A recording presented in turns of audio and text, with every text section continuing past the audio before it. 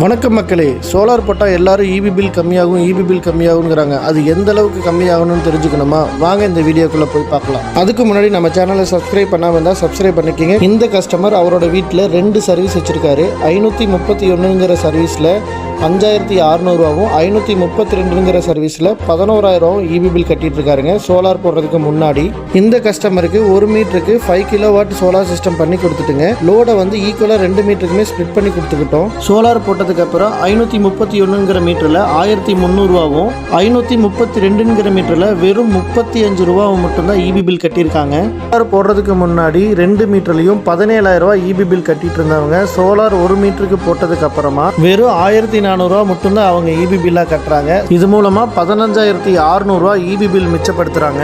ஒரு வருஷத்துக்கு 93600 இன்னைய தேதிக்கு இபி பில் மிச்சமாகுதுங்க. இந்த மாதிரி 25 வருஷம் வாரண்டியோட வர இந்த சோலார் சிஸ்டம் அமைக்கிறது